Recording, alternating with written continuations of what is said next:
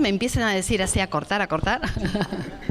Bueno, buenos días. Estoy muy agradecida por la posibilidad de acompañar a mi esposo y de poder compartir este momento junto a consiervas, mujeres que están sirviendo al Señor.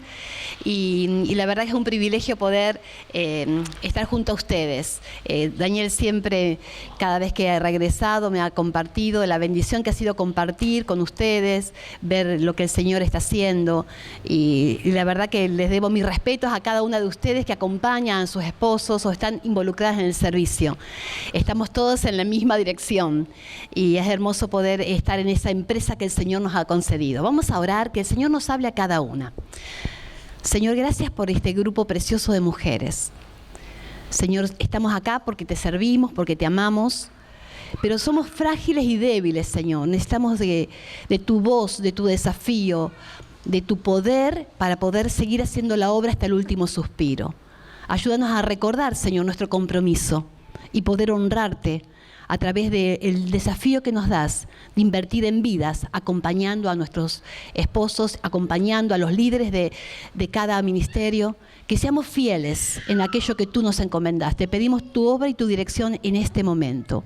Oramos en el nombre del Señor Jesús. Amén. Queridas hermanas, tenía muchas ganas de dar algunos principios de consejería y hablar un poco de la teología de la consejería, pero vamos a tratar de ser un poquito más prácticas porque el tiempo es corto y sí preguntarles a ustedes qué es lo que nos une a todas en común. ¿Qué tenemos en común todas nosotras hoy aquí? ¿Qué tenemos en común? Somos hermanas, así que ¿qué más? El deseo de servir al Señor. Y algo importante es que somos discípulas también. Nosotros sabemos que estamos en la tarea del discipulado y de la consejería, porque es lo que Dios nos ha llamado, es la manera de ayudar a nuestros esposos o a los líderes en el ministerio. Dios nos dio un lugar de mucho honor a la mujer, de poder acompañar, ser esas compañeras. Y es muy importante el lugar que Dios le ha dado a usted y te ha dado a ti, querida jovencita y hermana mayor. Es muy importante. Y entender el concepto, pero que seguimos siendo discípulas. Todas las que estamos acá somos discípulas, que hacen discípulas, para que ellas hagan discípulas. Ese es el plan de Dios. Y ustedes ya conocen la base bíblica de Mateo 28, 18 al 20, donde habla ir y hacer discípulos. Y está hablando y habla que el mandamiento es hacer discípulos. La forma, el participio es, tenemos que ir yendo, que es un participio, pero el mandamiento, el verbo es hacer discípulos. Ese es el plan del Dios para nuestras vidas. Así que no tenemos que tener duda, ¿cuál es la voluntad de Dios para mi vida? Que haga discípulos, no importa dónde esté. Ese es el plan de Dios. Y no perder ese enfoque, ¿no? de que es el plan del Señor y que seamos parte. En Tito, me encanta hablar de eso y cuando hablamos en la materia con las chicas, tomo mucho tiempo en esto, pero solamente quiero extraer un concepto. En Tito capítulo 2, que ustedes lo conocen perfectamente, ahí nos involucra acá. Todas las que están acá son hermanas que están casadas, o hay alguna también soltera sirviendo. Solteras. No importa, porque involucra a todas. Porque todas tenemos parte. Fíjense como para nada más que iniciar, en Tito capítulo 2, cuando empieza el versículo 1, dice, pero está contrastando con todo el contraste que hay de decadencia y un contraste de Creta. Creta era un lugar tremendo, era un lugar de decadencia moral, ético. Y en contraste con todo eso, capítulo 2, 1 dice, pero tú, habla lo que está de acuerdo a la sana doctrina, una enseñanza sana, podríamos decir. Le habla, luego da todos los requisitos, está hablando de los ancianos, pero el versículo 3, las ancianas asimismo sean reverentes en su porte, no calumniadoras, no esclavas del vino, maestras del bien, que enseñen a las mujeres jóvenes a amar a sus maridos, a sus hijos, a ser prudentes, castas, cuidadosas de la casa, buenas, sujetas a sus maridos, para que la palabra de Dios no sea blasfemada. Y luego dice, exhorta a los jóvenes a que sean prudentes. Y esta dinámica de enseñanza de mujer a mujer fue ideada por el Señor. Y Pablo transmite en forma tan clara a Tito, este pastor que había sido colocado ahí para poder establecer la iglesia y establecer ancianos, y le dice: Tito, que las ancianas, no vos, Tito, no, Tito, vos no te corresponde, que las ancianas, las mujeres que están un poquito más adelante en la carrera, mujeres de influencia, enseñen a las más jóvenes. Ahí entramos todas nosotras. Ese es el plan de Dios en la iglesia local, que mujeres enseñen a mujeres. Es la forma de poder acompañar a los líderes, pastores y a nuestros esposos. Tito no tenía que sentarse con las mujeres y decir: vení que te enseño a ser prudente, cuidadosa de la casa. ¿Qué sabía Tito de ser cuidadosa de la casa? Qué peligroso sería que Tito le enseñe a ser prudente y le enseñe pureza. No, Dios delegó esa responsabilidad, que mujeres impacten a mujeres. Y esa es nuestra responsabilidad tremenda en el ministerio. Tenemos la tremenda responsabilidad y privilegio de poder invertir, influir en la vida de mujeres. Me acuerdo una vez que fui a visitar una iglesia y el pastor era soltero. Y entonces hablaba con la chica que estaba encargada de las mujeres. Digo: por favor, ayuda a ese hombre. Él no se tiene que involucrar en la consejería personal. Es muy peligroso. El plan de Dios es que mujeres influyan y aconsejen a mujeres. Y ahí es nuestra responsabilidad poder influir para que haya más mujeres que se levanten y discipulen y enseñen. Ahora, cuando le dice Tito que las ancianas, las mujeres de influencia, puedan ser las que enseñen. Y hay dos palabras que me gustan mucho aprendiendo. Una dice que las ancianas enseñen. Esa palabra enseñar es sofronizo en el original, en el griego, que tiene la idea, tiene una raíz de prudencia, pero de instrucción. La idea es que le puedan instruir, advertir. Y también se usaba para devolverle el sentido a alguien. Imaginémonos algo. Yo estoy en Asunción, no conozco Asunción, me quedo sola y estoy perdida. Y entonces digo: no, yo puedo solita, yo conozco todo, voy a terminar en cualquier lado. ¿Qué sería el sentido común si no tengo GPS? Preguntar. Y tengo que preguntar a alguien que sepa, que haya conocido el camino, que sepa dónde está el peligro, que me advierta y me indique y me clarifique hacia dónde ir. Y eso es lo que debemos hacer, tenemos que estar ahí atentas, devolver el sentido a alguien que está perdido. Y muchas de las chicas, de las señoras a quienes que están en nuestras congregaciones, están perdidas y están desorientadas, no saben para dónde ir. Tanto bombardeo, tanta influencia, y Dios te colocó, querida hermana, a usted y a ti, te ha colocado ahí para ser una influencia, que enseñen.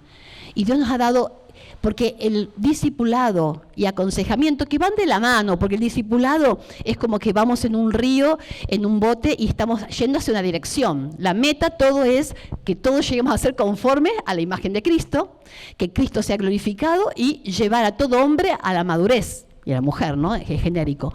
Esa es nuestra meta y vamos hacia esa dirección, y en el discipulado enseñamos los pasos básicos, el amor a la palabra, la oración, pero vamos en ese río y de repente hay obstáculos que no permiten avanzar. Y nuestra aconsejada o nuestra discípula no avanza. ¿Y qué hay que hacer? Quitar los obstáculos. Eso es consejería bíblica. Me detengo y trabajamos en el problema. Y entendemos el problema y bueno, hay algunos principios, y a veces nos encontramos con personas que están muy heridas, personas que le han sido afectada su dignidad humana por haber sido dañadas, abusadas, y hay cosas mucho más profundas de lo que ellas dicen, y por eso no avanza. Y ahí me tengo que detener, ¿para qué? Para ocuparme y para ayudar a esa persona a que avance hacia el propósito de Dios. Es interesante que otra cosa que tenemos en común todas nosotras es que somos una obra en proceso. Filipenses 1:6 dice que el que comenzó en nosotros la buena obra la perfeccionará hasta el día de Cristo. nosotras somos una obra en proceso. Dios no terminó con nosotras. Estamos en proceso. En ese proceso de que Cristo se ha formado. Pero cuando empiezo a invertir tiempo en una vida, yo estoy entrando en el proceso que Dios está haciendo en esa vida. ¡Wow! ¡Qué temor, eh! Dios es el que está trabajando en esa persona. Y entonces yo tengo que acompañar. Yo no estoy para dirigirla, para decidir por ella, para que me siga a mí. Tengo que acompañar en el proceso que Dios comenzó en esa mujer, en esa niña, en esa jovencita. Acompañarla dándole las herramientas para que ella siga. Y luego, cuando supera esos obstáculos en el camino, avance en ese discipulado y sea alguien, un agente de discipular a otros. Ese es el plan de Dios para nuestras vidas. Mujeres impactando a mujeres que enseñen. Y luego dice, maestras del bien. ¡Qué palabra! Eso es lo que debemos ser, maestras del bien. Interesante que la palabra ahí no es maestras del bien, cuando es una sola palabra. Kalos, didáscalo. Kalos es algo bueno.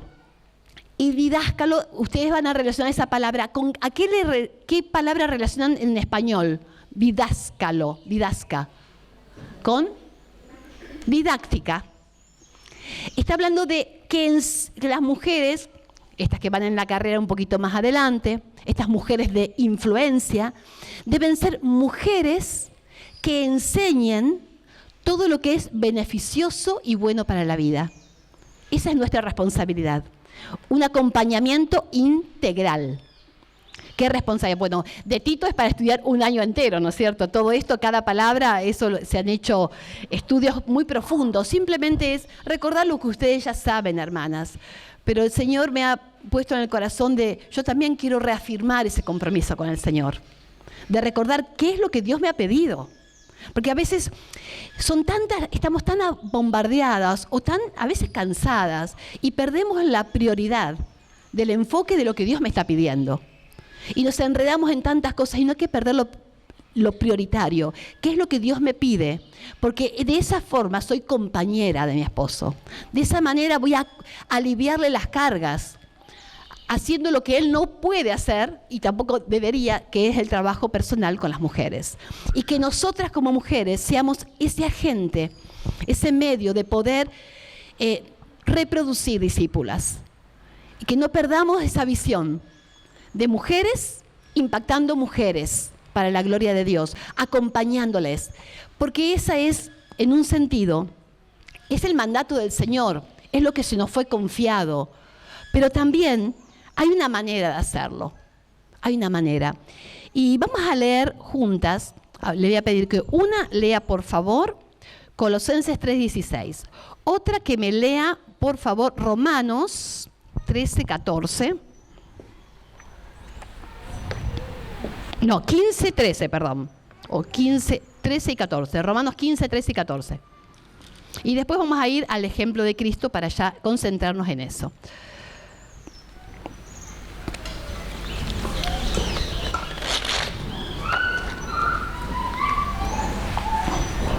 ¿Alguna lo tiene?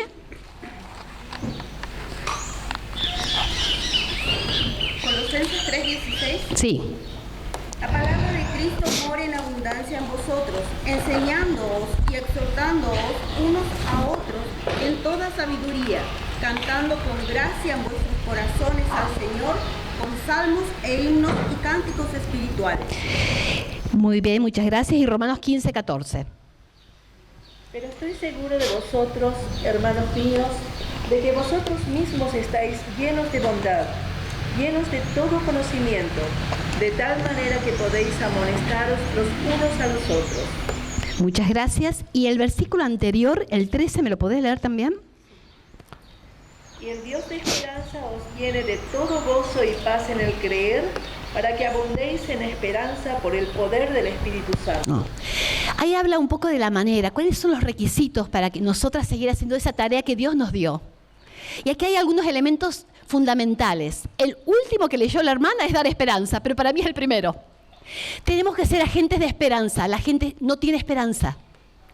Tu discípula no tiene esperanza, pero no de la falsa esperanza, la esperanza correcta, porque Dios es el Dios de esperanza, no de expectativas. que ahora vamos a ver a través de un ejemplo que Cristo ilustró, enseguida vamos a explicar. Tenemos que dar esperanza a nuestras discípulas de que hay salida, de que el Señor tiene herramientas. Siempre lo primero es dar esperanza. Pero luego la característica, la manera en que tenemos que hacer el ministerio, dice ahí 15, 14, sé, hermanas, que ustedes están llenas de dos elementos. ¿Qué dice? Dos características. ¿Qué decía? Llenas de bondad y llenas de conocimiento. Acá se desprende otras características fundamentales de nosotras como mujeres. La manera de poder cumplir con esta tarea de discipular y de acompañar a las mujeres en ese proceso de crecimiento es con bondad, pero con conocimiento. El conocimiento no procede de nuestro punto de vista, de nuestra experiencia. ¿De dónde procede el conocimiento? La palabra de Dios, porque habíamos leído justamente el versículo en Colosenses 3, 16, que hablaba que llenos de sabiduría. La sabiduría es de la palabra de Dios.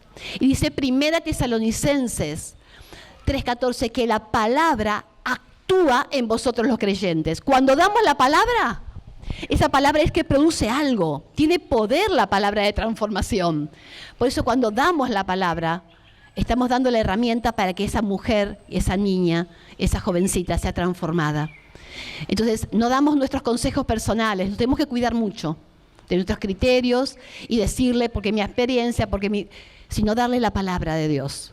Pero hacerlo de la manera correcta. No soy superior a nadie, es mi hermana en Cristo y por eso con bondad. Y dice Proverbios que con misericordia y verdad se corrige el pecado.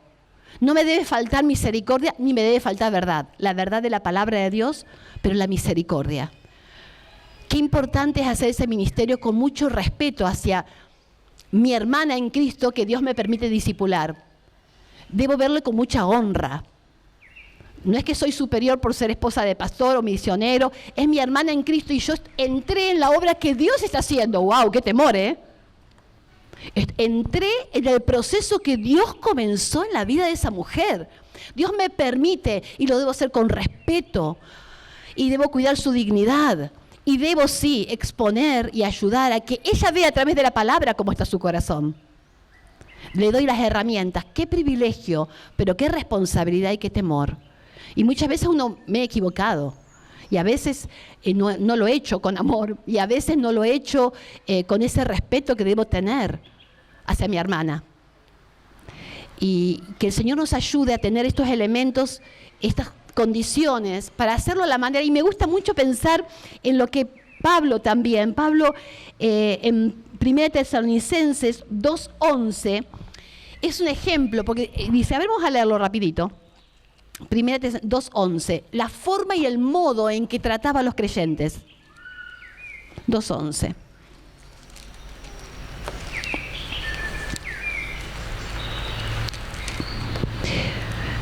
Dice, así como también sabéis de qué modo, ahí habla de modo, manera, de qué modo, como el Padre a sus hijos, exhortábamos y consolábamos a cada uno de vosotros. ¡Wow! Hay una manera, dice, como padre a hijo, como madre a hija. Esa es la actitud que debemos tener cuando acompañamos, exhortábamos. Paracaleo, la palabra es, quizás les suena, que el Paracletos, ¿no? Al Espíritu Santo, alguien llamado a nosotros para ayudarnos. Y paracaleo es llamar a alguien para que esté cerca. ¡Wow! Y acompañar. Que el Señor nos dé la sabiduría de cómo acompañar a esa vida que Dios nos puso. Esa discípula, esa chica que es rebelde, esa chica que no sale adelante. ¿Cuánto hay en su corazón que debe ser sanado? Cuánto dolor que a veces hay en los corazones. Cuánto dolor, y qué importante es poder ayudar a que puedan encontrar que siempre hay esperanza y que el Señor siempre, siempre nos da la posibilidad de poder ser parte. Y dentro de este proceso de discipulado hay un tema que es para hablarlo una conferencia entera, que es el tema de la restauración. Y ahí entramos un poco de cómo era el Señor, porque ahora quiero enfocarme en estos minutos que me quedan en el modelo. ¿Quién es el modelo? Es Cristo. Él derrite nuestros corazones, nos quebranta. ¿Cómo era el Señor? Él es el consejero por excelencia. Habla Isaías 9, ¿no? Uno de los nombres de Él es el consejero. Padre eterno, Dios fuerte, pero es el consejero. Entonces, de Él debemos aprender, a Él debemos mirar. Y solamente, a manera de mencionar, se los menciono en Isaías y en Mateo 12:20. A ver, vamos a buscarlo. Total, estamos bien con el tiempo para enfocarnos bien ahí y después nos metemos en el modelo práctico de Cristo, que es al que quiero ir. Pero en Mateo, una que busque Isaías 42:3 y otra Mateo 12:20. Mateo 12:20. Sí. La caña cascada no quebrará y el pábilo que humea no apagará hasta que saque a victoria el juicio. Qué tremendo. Y Isaías el Señor está mencionando aquí en los evangelios lo que está en Isaías. Pero escuchen estos dos términos. Ese es el corazón del Señor. Y cuando el Señor comienza el ministerio, fíjense también en Lucas 4:18, vamos a leerlo para afirmar un poco porque estamos viendo el corazón del Señor. Lucas 4:8. 4:18, si no me equivoco. Sí, dice, esto habla del Señor, ahí cuando principia su ministerio, ahí cuando comienza el ministerio, fíjense, Él marca su meta, lo que Él vino a hacer. El Espíritu del Señor está sobre mí, por cuanto me has ungido para dar buenas nuevas a los pobres. Me ha enviado a sanar a los quebrantados de corazón, a pregonar libertad a los cautivos, vista a los ciegos y a poner en libertad a los oprimidos y predicar el año agradable. El corazón del Señor.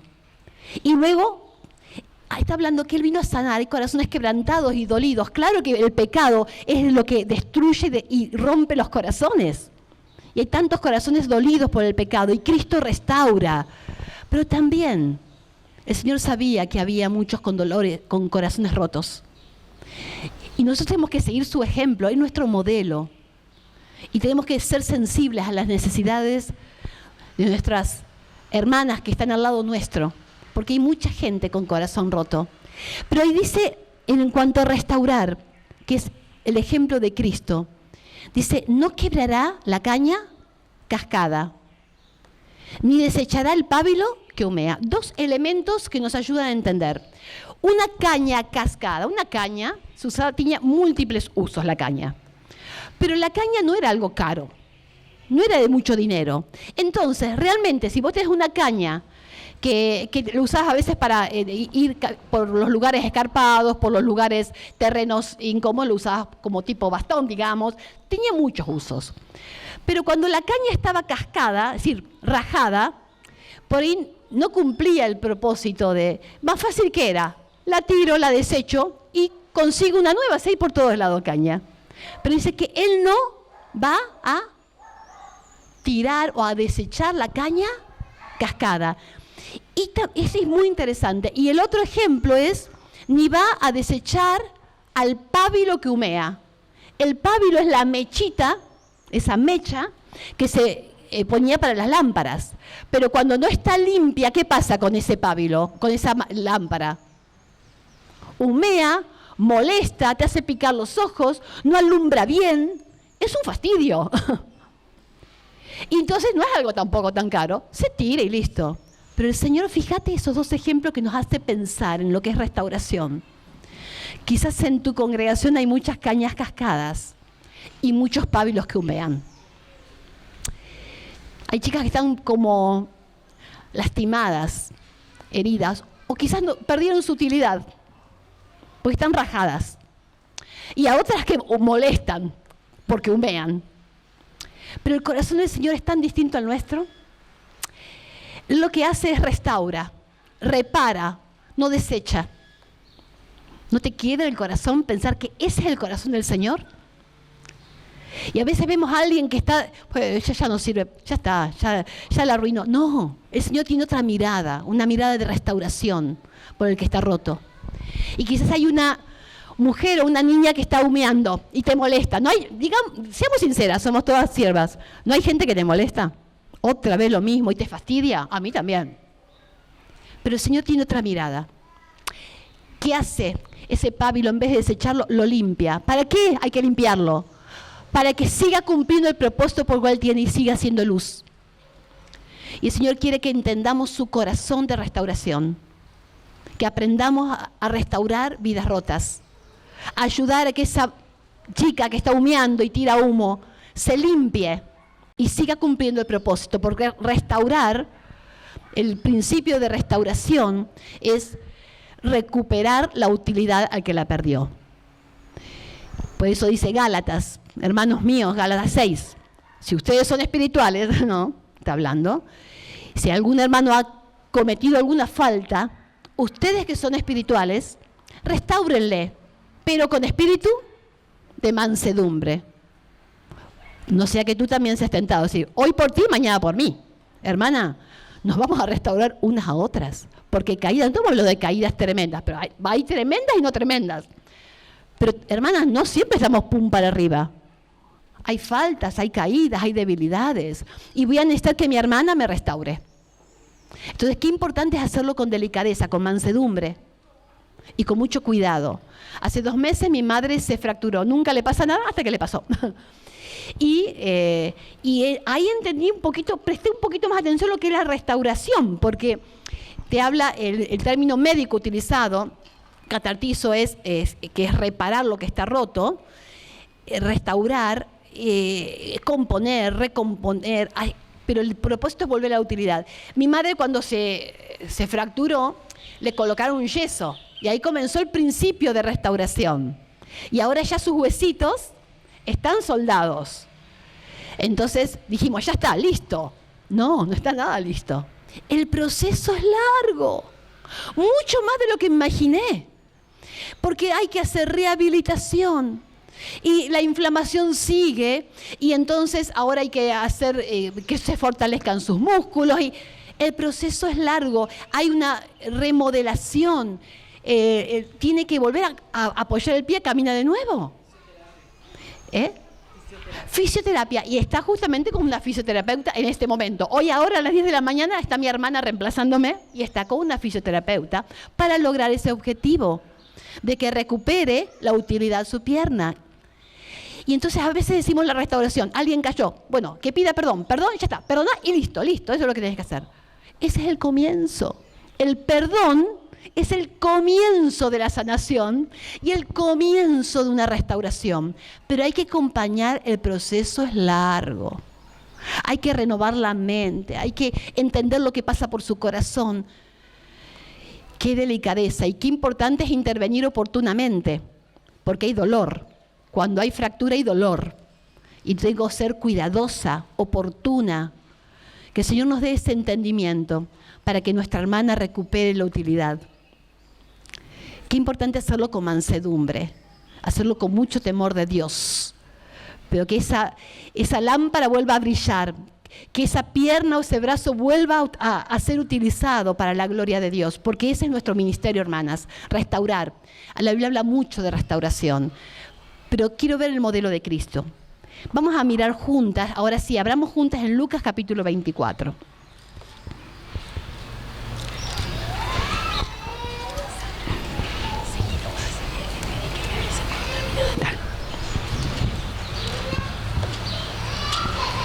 Lucas 24, y ahí vamos a detenernos porque me gustó pensar en Cristo como modelo. ¿Qué hizo Jesús? ¿Cómo aconsejó y acompañó a sus discípulos que estaban confundidos, frustrados, desorientados? ¿Qué hizo Jesús? Y vamos a leer ahí en capítulo 24. ¿Lo tienen abierto? Vamos a empezar a leer desde el versículo 13. Vamos a leer, yo leo un versículo y ustedes leen otro.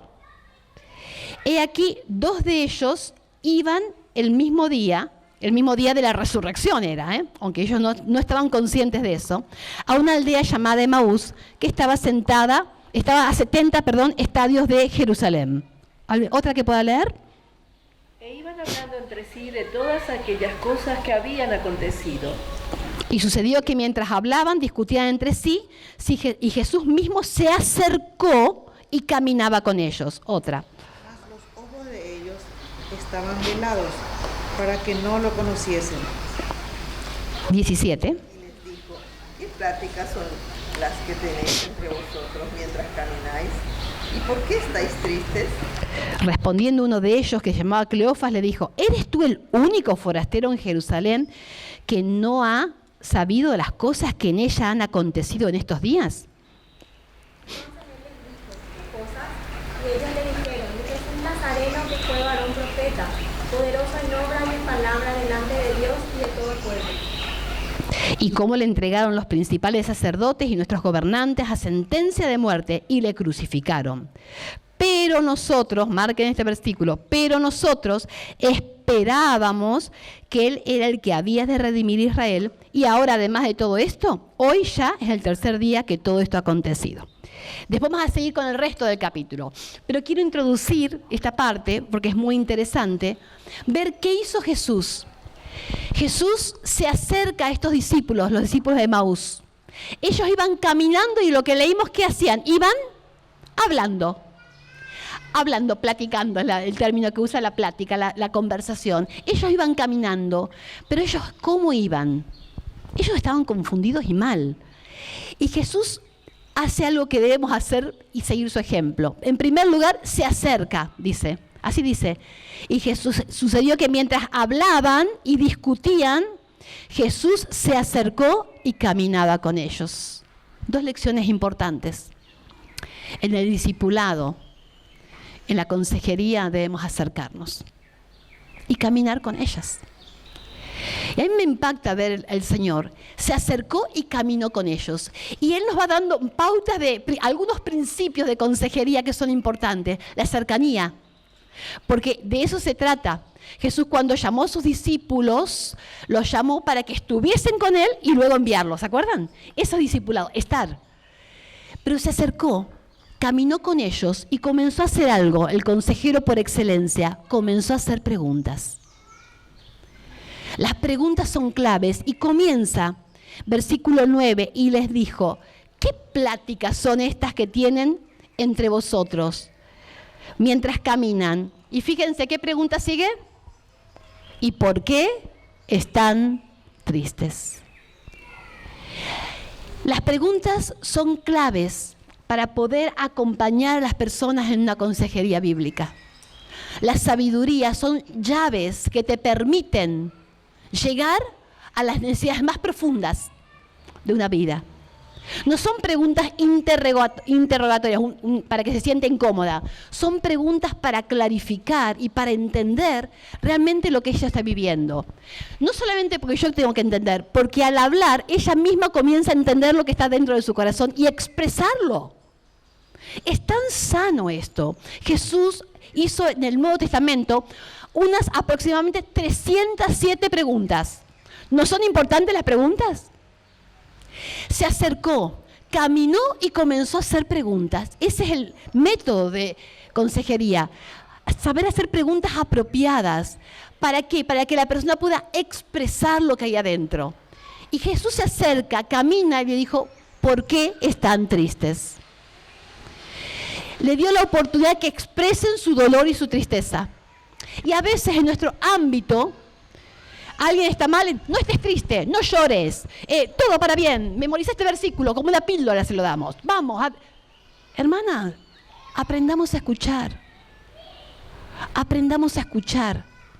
El escuchar crea empatía con la persona. El escuchar crea una conexión. Y el escuchar no es fácil. El escuchar requiere energía, concentración, requiere concentración mental y física. Es algo, es para también otro tema aparte.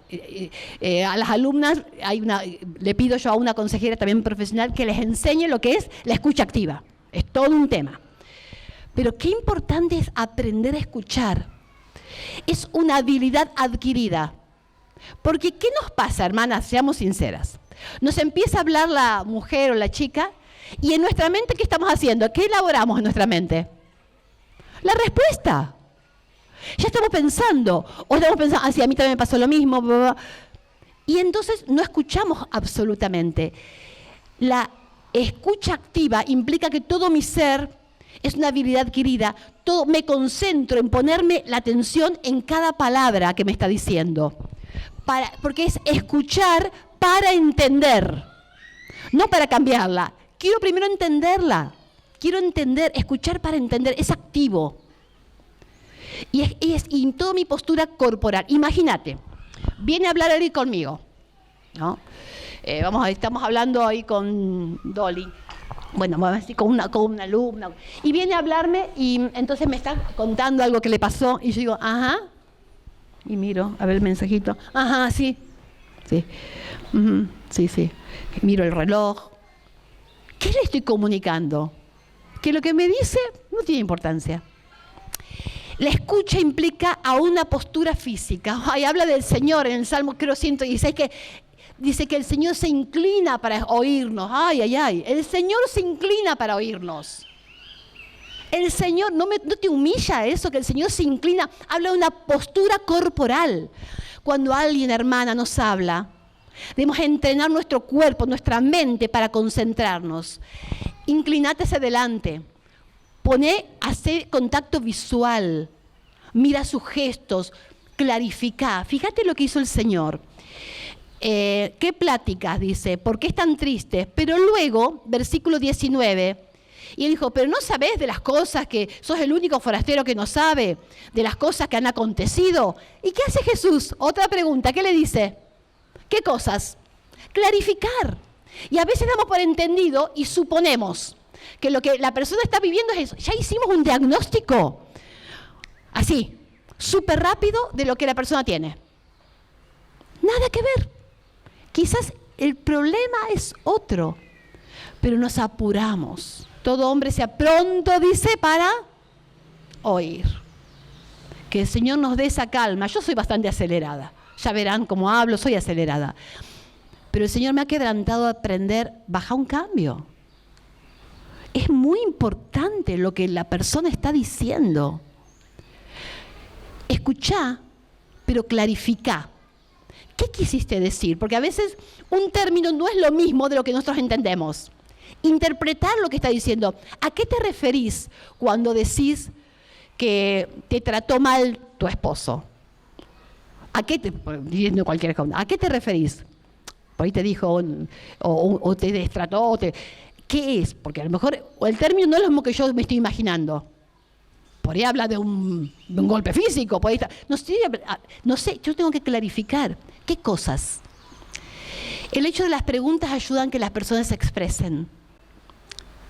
Expresar, es sabio expresarse. A veces en nuestro ámbito evangélico no permitimos expresar nuestras debilidades. Y hermanas, a veces entre nosotras tampoco. Somos las fuertes, las que tenemos que ir adelante, las que siempre están bien, las que nunca les pasa nada. A mí me pasan muchas cosas y hay veces que no estoy bien. Hay días que estoy triste, hay días que estoy abatida, hay días que estoy ansiosa. ¿No nos pasa? Y qué bueno saber y verbalizar. Hoy no estoy bien, hoy estoy medio bajón, hoy estoy triste. Es bueno expresar con palabras el estado del ánimo. Porque es el comienzo de reconocer y entonces algo tengo que hacer al respecto. No me quedo ahí vivo en ese estado. Lo reconozco. Que la persona exprese es muy sabio y que no encuentre juicio. El creyente siempre tiene que estar alegre, siempre. Que seamos sabias en permitir que expresen el dolor. Porque es la forma que ellas van a poder tener la claridad luego para encontrar lo que Dios tiene para su vida, porque siempre hay una salida, gloria a Dios. Pero permitamos que se expresen. Y un paréntesis muy chiquito. A mí me impacta de cuando David estaba siendo acosado, perseguido por Saúl. ¿Se acuerdan? Qué duro, la pasó mal. Pero hay un versículo en 1 Samuel, después si lo 1 Samuel 19, 18. Se los menciono. ¿Saben lo que hizo David cuando estaba en esa situación, y era el rey que estaba ahí, bueno, en ese proceso de ser el rey, era ungido, pero estaba en el proceso, y no la pasó bien. Dice que huyó, corrió y fue a Ramá. ¿Saben quién estaba en Ramá? Estaba Samuel, su mentor, el hombre de confianza, el hombre de Dios. Dice que corrió, fue a Ramá y le contó todo lo que David había hecho con él. Saúl había hecho con él. Y hermana, nosotras como mujeres en la obra del Señor, tenemos que tener un referente. Alguien a quien ir y contar, porque a veces tenemos cargas muy duras. Llevamos cargas sobre nuestros hombros duras. Y no podemos andar contándole a todo el mundo, hermana. Pero al hombre de Dios, en este caso a una mujer de Dios, a una mujer que es discreta, el que la había ungido, no le fue a contar a cualquiera, fue a contarle a Samuel. Necesitamos también a veces buscar consejería nosotras. Porque en ese círculo de mujeres influyendo a mujeres, siempre vamos a tener una mujer más grande de quien aprender. Y siempre una mujer más joven a quien influir. Ese círculo nunca se deja de girar, porque siempre voy a necesitar aprender. No la sé toda. Y hay cosas que no sé cómo manejarlas. Y hay cosas en la vida que te vienen, que te sacuden, que te duelen. Y qué bueno es ir a buscar el consejo de una mujer espiritual. Entonces somos mujeres que seguimos dando y seguimos recibiendo. Eso es un paréntesis. No deje de buscar ayuda, hermana. Porque nosotras, las esposas de pastores, las esposas de misioneros o mujeres solteras en la obra, seguimos necesitando de que mujeres nos puedan ayudar y acompañar. Y entonces, si seguimos viendo el ejemplo de Jesús, acá en esta tarea de consejería, también dice el versículo, empieza a darse cuenta del problema. En primer lugar, ¿qué hizo Jesús para ponerlo en una palabra ordenada? Les hizo reconocer su estado. ¿Y a través de qué les hizo reconocer su estado? A través de preguntas. Si queremos que la persona reconozca, aprendamos de Jesús a hacer preguntas. Les hizo reconocer su estado. En segundo lugar, vamos a ver qué hizo. Y el estado, y fue indagando hasta que ellos, dice, versículo 21, un poco sale la raíz del asunto. ¿Cuáles son las dos primeras palabras del versículo 21?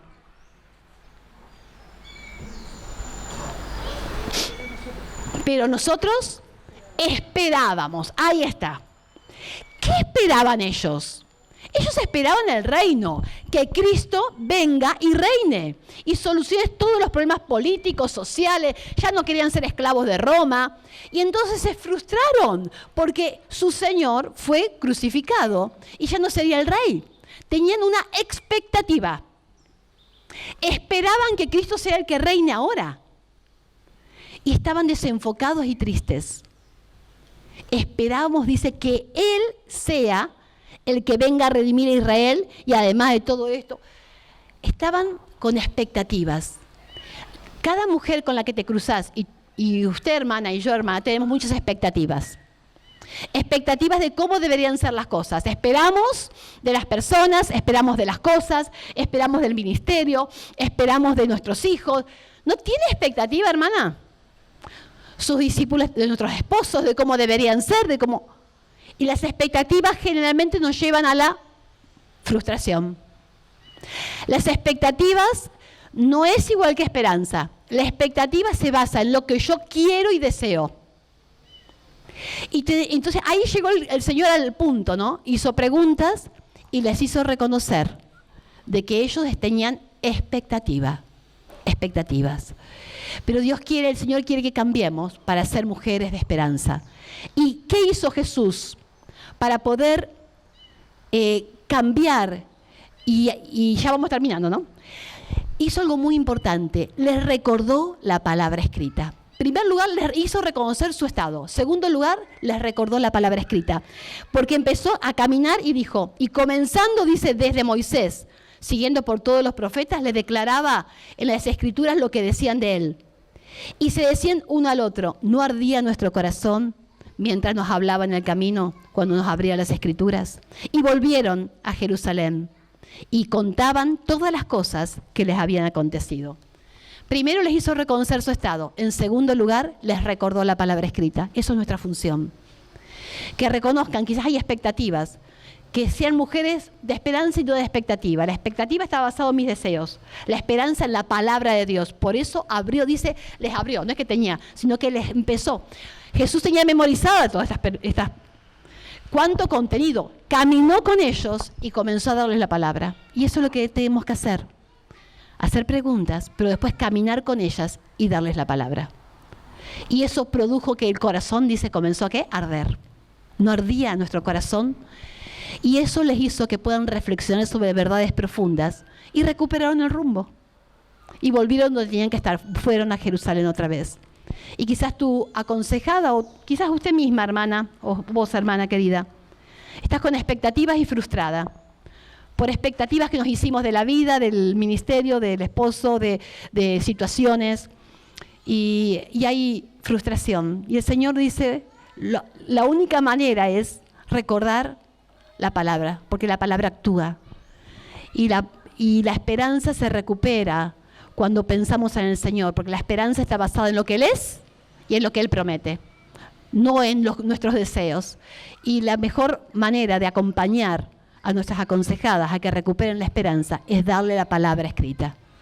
Denle tareas, hermanas, no hagan ustedes las cosas por ellas, que lean un salmo, denle tarea, que lean un libro y luego le preguntan, porque ellas son responsables del proceso que Dios está haciendo. Yo acompaño.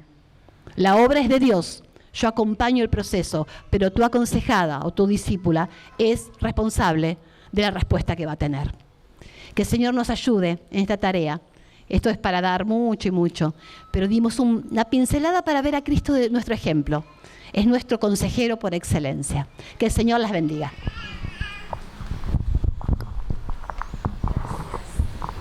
Gracias, Sandra. Gracias por avivar en nuestro corazón el deseo de ayudar a más hermanas en la iglesia. Quiero contarles que tienen la posibilidad del discipulado cualquier hermana. No es necesario hacer un curso, va acompañado con el evangelismo. Y tampoco tiene que ser algo extenso de 8 años, puedes hacerlo en un tiempo, pero vas a ser de gran bendición para su vida. Bueno, el aviso para hoy es que tenemos la conferencia, sigue la conferencia. Anoche no podía dormir pensando en las cosas que puso Daniel con respecto a estas Olimpiadas que tuvimos en Francia y me quedé así, ¿verdad? Y tenemos más de su enseñanza hoy a las 6:30 de la tarde, les esperamos. Pero por sobre todo quiero invitarlas a la conferencia femenina que vamos a tener mañana con Sandra Ubel y les espero con las mujeres de su iglesia, las mujeres y las chicas de su iglesia. Así que es un placer, gracias por estar en esta mañana, gracias por acompañarnos. Su presencia es muy importante en la obra del Señor, aquí en Asunción y en todo Paraguay. Así que vamos a terminar con una oración. Beba, ¿podés venir para orar, por favor? Beba es una hermana que nos acompaña en los desayunos de las mujeres. Gracias, Beba. Gracias. Vamos a orar entonces. Señor, en esta hora queremos darte gracias por este nuevo día que tú nos permitiste poder levantarnos, Señor, y poder estar aquí para escuchar tu palabra. Señor, vos conoces nuestro corazón, conoces perfectamente las dificultades, los problemas que tenemos nosotras mismas. Así que te rogamos en esta mañana que tú nos ayudes, que tú camines con nosotras, para que de esa manera nosotras podamos caminar con otras mujeres. Enséñanos, Señor, a través de tu palabra. Acompáñanos hasta nuestras casas y, Señor, y que hoy en la conferencia, esta noche, Señor, tu palabra pueda ser enseñada claramente y pueda llegar a nuestros corazones. En el nombre de Jesús, amén. Amén. Muchas gracias.